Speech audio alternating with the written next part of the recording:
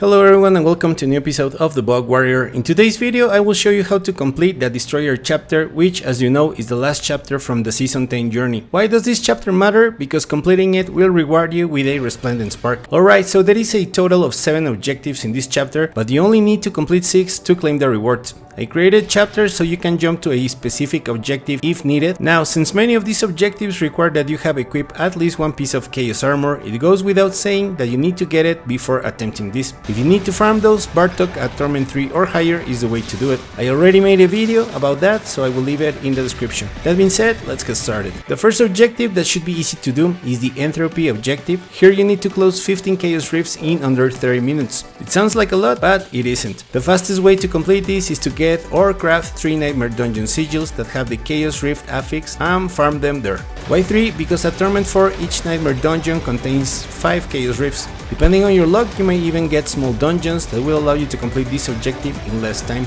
But in general, the only type of dungeon you want to avoid are those in Hantu, since those are the larger ones. The second objective that should be quick to do is the Chaos in Hell, which requires that while wearing Chaos Armor, you need to defeat, or better said, slay 200 monsters before the Hellborne's arrival once you reach the maximum threat level. The threat level, you know, is this bar that fills up as you slay enemies inside the Helltide. Once you reach the maximum level, it depletes and summons the Hellborne. Well, the strategy this season is very simple. Just before you reach your maximum level, you need to find a Chaos Rift, ideally a yellow one. You know, the one that works as a mini Spire. But a blue one also works. Any monsters that you slay at the Chaos Rift are most welcome, but the most important thing is that you want to slay a Chaos Bringer so you can steal its power. By doing that, slaying the 200 monsters will be so much easier. Once you're done with the Chaos Rift, move forward and slay as many enemies as you can. Be sure not to miss those that spawn from the Hellworms. By following this method, you should get the objective in your first try, just like it happened to me. The third objective, and probably the easiest one to complete in this chapter, will be Lootmaster. I already made a video about that specific objective, so I will leave a link to it in the description if you wish to know in detail what needs to be done. But long story short, you need to disable cross-network play in the options menu at the character select screen, focus on farming only Chaos Rifts, and avoid opening the mystery chests that cost 250 cinders. Again, full details in the link to the video if you are interested. Next, let's look at the Mastery Maker objective that requires that you complete 5 local events with Mastery in 30 minutes in Torment 4. To complete this task, I suggest you go to Helltides and farm those orange circles that will appear as you run through the Helltide.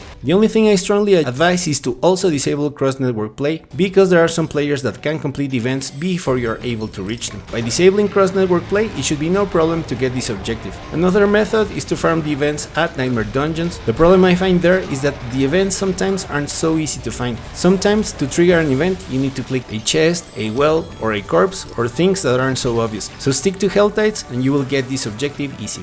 The fifth objective in this list is the Bloodstained Chaos, where you need to collect 1000 Aether in a single run of the Infernal Hordes. Step 1 to complete this objective is to get a 10-wave Infernal Compass. The reason is simple, the more waves, the better chances you've got to collect Aether. Now regarding the Infernal offerings, you want to stay away if possible from spires, unless you get the offering that pulls in enemies. Other than that, even if they spawn, as long as you don't have 4 at the same time, try to always do any other Aether event. You want to do every Chaos Wave that appears. I already made a video about how to complete those, which I will link to it in the description. But the only thing to take into consideration is to survive and complete the Chaos Wave. Other than that, all Chaos Waves give a good amount of Aether. Last but not least, if you happen to get that Butcher, go for it, as slaying him will give you 100 Aether in an instant. The last objective you will need to do in order to get the rewards is the With Sand to Spare. That requires that you complete the pit level 70 or higher in under 10 minutes. This one should be also no trouble regardless of the build. The most important thing to consider when running the pit is to survive, so be sure that your resistances are all maxed out and that your armor is 1000 in Torment 4. Other than that, upgrade your gems to the maximum level and you will need to have all your gear masterwork to level 12. Other than that, you know the drill, don't die, avoid the crazy ground effects and use the shrines to your advantage. By completing these 6 objectives, you will be done with the Destroyer chapter and claim the rewards. You will get a Resplendent Spark, a cool banner, new player titles, and the last 4 Smoldering Ashes. Now, as a bonus, yes, there is one more objective that you don't need to do by any means, but if you're a seasonal completionist or you just want to do it, then the last one and the hardest objective in Season 10 is the Pinnnacle of Chaos objective, where you need to defeat Lilith in Torment 4 while wearing Chaos Armor. This objective is possible now thanks to the fact that the boss faces have been removed, health, and assuming you have enough damage, you can one-shot Lilith. So here there is no strategy, you want to get your build to the maximum level and be sure that you are hitting at least in the billions to have an opportunity to one-shot Lilith.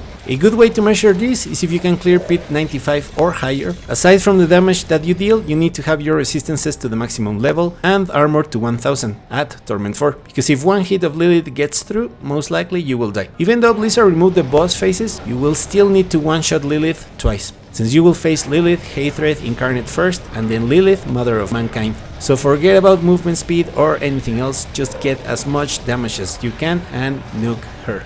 Again, there's no need to complete this objective, but if you go for it and you got Lilith, congratulations, you have officially finished every objective available in the Season 10 journey, and you are awesome. Please let me know what you think of this chapter in the comments. We reached the end of the video, thank you very much for watching. If you made it this far and found the video interesting or useful, please consider to share, like, comment or subscribe, and I will see you in the next one.